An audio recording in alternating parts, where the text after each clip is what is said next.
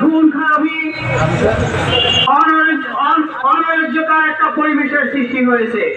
রমজান মাসে ব্যবসায়ীরা যাতে নির্বিঘ্নে চলতে পারে, তাদের জানমালের নিরাপত্তা হয়, এই জন্য আমরা প্রশাসনের কাছে দাবি জানাচ্ছি।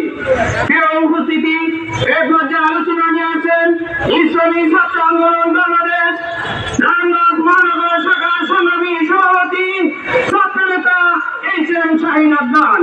আলোচনা নিয়ে আসেন ছাত্রনেতা এইচ.এম. শাহীন আদনান।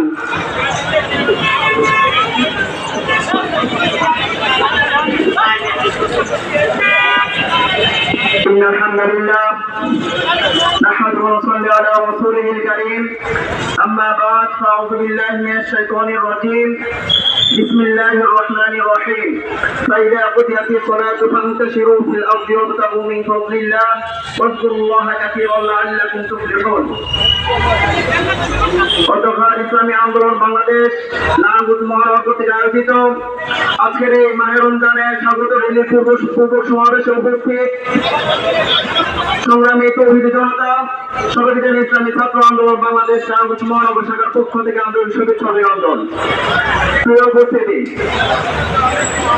24 অভ্যুত্থান পরবর্তী বাংলাদেশ আজ 7 মাস অতিবাহিত হয়ে গিয়েছে, কিন্তু আজকে এই অবস্থায় আমাদের বড় কষ্ট এবং ভারাক্রান্ত হৃদয়ে বলতে হয়, বাংলার মানুষ আজ ভালো নেই। ঠিক কিনা ভাইরা আমার?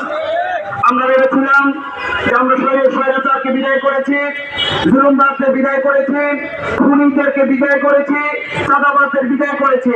আজ হয়তো বাংলার মানুষ শান্তিতে থাকতে পারবে, শান্তিতে ব্যবসা বাণিজ্য করতে পারবে, শান্তিতে ঘুমাতে পারবে, শান্তিতে তাদের মত প্রকাশ করতে পারবে, শান্তিতে রাস্তা চলাচল করতে পারবে।